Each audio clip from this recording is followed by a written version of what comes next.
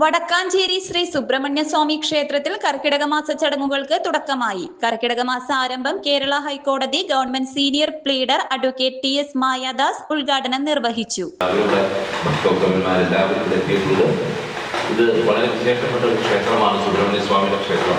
വടക്കാഞ്ചേരി എന്ന് പറയുന്ന ഈ പ്രദേശത്ത് ഇതിലെ ഷൊർണൂർ കൊച്ചി രാജപാത കടന്നുപോയ സ്ഥലത്ത് റെയിൽവേ ട്രാക്കിനോടനുബന്ധിച്ച് ഇവിടെ ഉണ്ടായിരുന്ന തമിഴ് വംശജരായ ചെട്ടിയാർ സമുദായക്കാർ അവരുടെ കുലദേവതയായി പരദേവതയായി ആദരിച്ചും ആരാധിച്ചും സേവിച്ചും പോകുന്ന സുബ്രഹ്മണ്യ സ്വാമിയുടെ മൂർത്തിയാണ് ഇവിടെ ഉള്ളത്.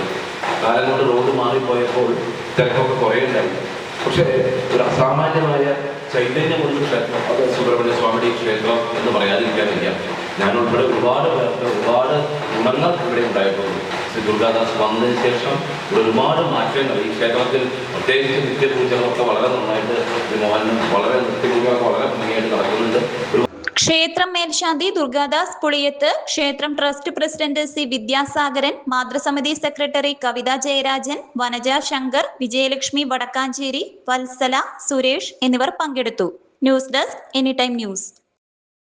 ശാസ്ത ഹെൽത്ത് കെയർ ഹോസ്പിറ്റലിൽ ഇപ്പോൾ വിദഗ്ധ ഡോക്ടർമാരുടെ സേവനം. ആധുനിക രീതിയിലുള്ള ഓപ്പറേഷൻ തിയേറ്റർ, 24 മണിക്കൂറും ആംബുലൻസ് സർവീസ്, ആവശ്യക്കാർക്ക് വീടുകളിൽ ചികിത്സ.